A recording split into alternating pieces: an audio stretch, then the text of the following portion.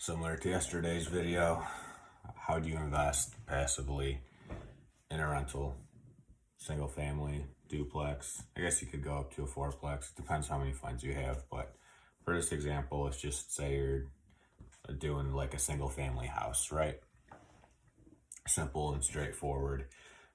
The more units you get and the more partners that are investing into it, the more complicated it gets, right? So you could probably have, I don't know, 3 to 4 people under an LLC pool money together and buy like a larger unit. And then once you get into, like apartments where you're at, I don't know, a few hundred units, that's a whole different setup, right? Where you have to get a syndication lawyer and they set up an actual syndication, and that's for another video. But same thing as before, if you're looking to invest into like a rental property with passively, right, with someone that does it full time, right? Similar to fix and flips, right? You're betting on the jockey. Make sure you trust whoever you're giving your money to, and make sure that the deal makes sense, right? So the jockey should know all this and should have a lot of experience, and he should be able to be like, this purchase price and this rehab, we're going to see rents that are this much.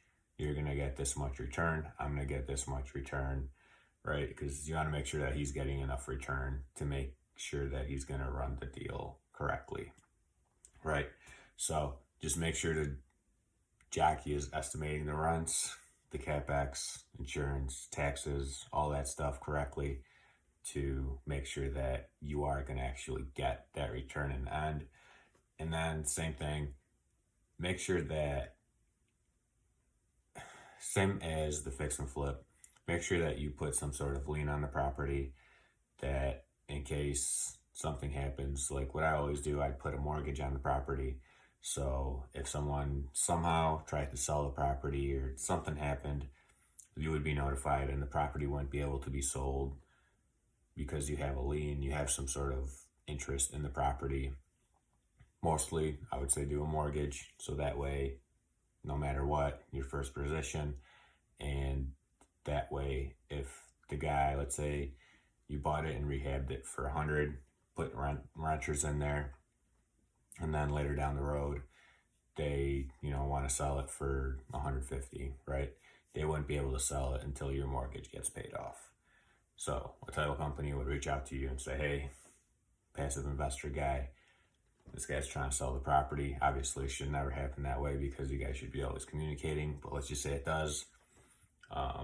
It's trying to sell it for whatever. We need you to give us a payoff, right? So then your payoff would be whatever is agreed upon, right? All this stuff should be agreed upon, should be in paper, should be signed from the beginning. So that way, once you get to the end of the deal, or you're selling it, or if you're just keeping it forever and just, living off the cash flow, it all kind of works out correctly. But hope this video helped you if you are looking to be a passive investor in some sort of rental. If it's, in this case, a single family, a duplex, fourplex, whatever it is. So hope you have a great night. And like I said, hope it was helpful. And if you have any questions, drop them down in the comments or send me a DM.